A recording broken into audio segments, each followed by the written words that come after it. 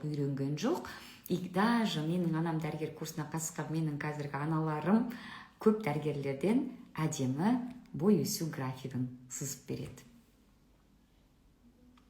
Свободный Т3 4,89 не істесем болады. Свободный Т3 4,89 ол уже нормальный.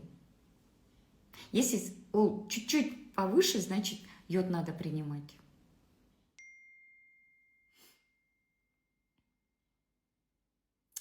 Емізулі кезде интервалда шығуға бола ма?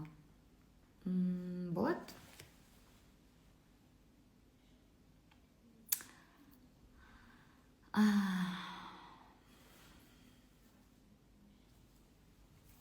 Неге ұйықтамайсыздар? 335 адам. Все, давайте, ұйықтаңыздар. Омега-3-ке анализ алу керек па? Я, омега-3 индекс анализ тапсырылады.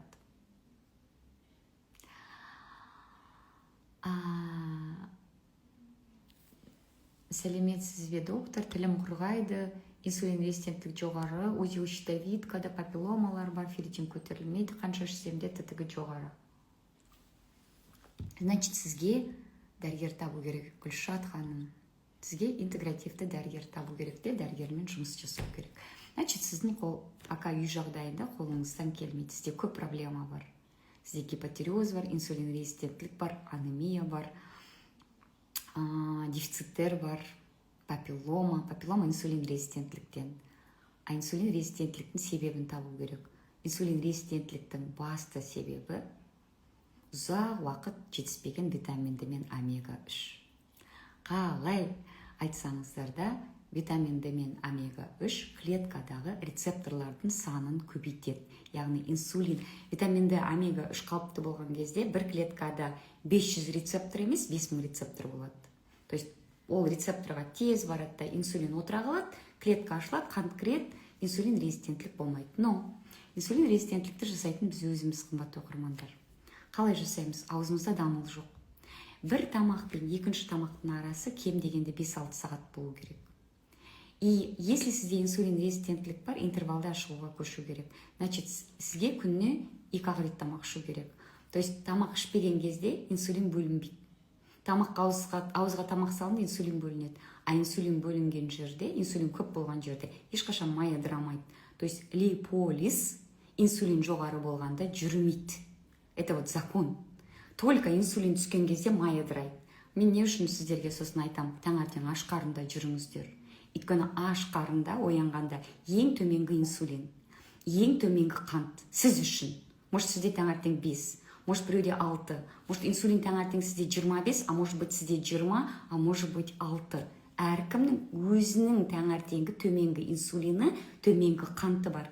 И сол кезде жүрсеңіздер, сол кезде, может быть, май ыдырайды, если витамин D норма, ферритин норма, омега жеткілікті, гипотереоз уже сондай выраженный емес, ресурс бар, да? Вот осындай нәрселер. Андрогенический аллопецияға не үшін келеді? Андрогендік аллопеция ер адамда ма? Ер адамдардағы андрогендік аллопецияның себебі ол 5-альфа-редуктаза деген ферменттің активный болуында. То есть ол жаңағы 5-альфа-редуктазаның активтілігін басатын гормон прогестерон. Ер азаматтарға да прогестерон керек. Ал неге ер азаматтарда прогестерон төмен? Стресс көп, анемия бар, витаминдер жетіспейді. То есть кейбір ер азаматтарда слишком көп стресстің салдарынан прогестерон азайып кетеді. 5-альфа-редуктаза слишком белсенді болып кетеді, бүкіл тестостерон дегидротестостеронға айнала бергендіктен андрогендік жаңағы аллопеция болады. Сондықтан көбінесе андрогендік аллопеция болады.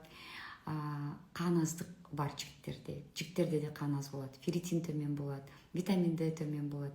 Еще ол көбейеді, тәтті сусын, жаңағы энергетиктер ішетіндерде. Жалпы маған приемға жазылуға пока биылғы жылға орын жоқ.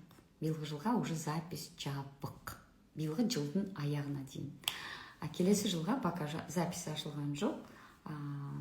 Маған приемға келу кішкене қиындау. Сіз просто так маған келе алмайсыз. Сол үшін маған келгенше осы менің тегін айтып жатқан ақпараттарымды орындап, соны өмірде қолданып, сосын кейін коррекцияға келсеңіздер болады. Ал ештеңе жасамай келудің қажеті жоқ. Все, мен сіздердің сұрақтарыңызды көрсем, бәріне жауап бергім келе береді. Сағат 22:34. Менің анам дәрігер курсына қатысу үшін комментарийге 1 деп жазыңыз, директке толық ақпарат жіберіледі. Бұл менің анам дәрігер курсына қатысушыларға, сіздердің құлақтарыңызға алтын сырға.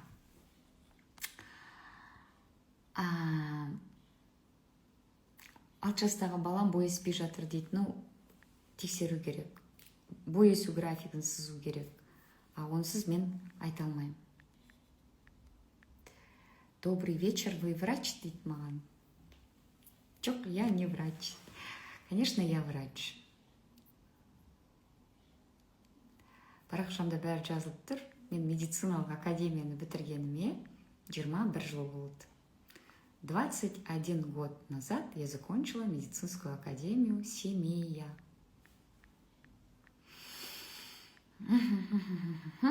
Так, баламда ветрянка, 3 жас бүгін басталды, жеңіл өту үшін не берсем болады? Жеңіл өту үшін витамин С беріңіз, цинк беріңіз, еще витамин D беріп жүрген шығарсыз деген ойдамын.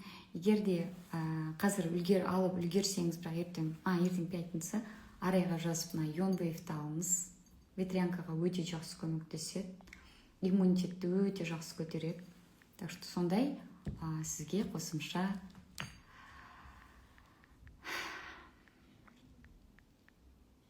ақшаш неден шығады дейді, мен жаңа эфирде айттым. Давайте, қымбатты оқырмандар, все. Түндеріңіз тыныш болсын, амандықта, саулықта кездесейік. Менің парақшамда тегін ақпараттар жетеді. Аман болыңыздар. Эфирді сақтап қоямын.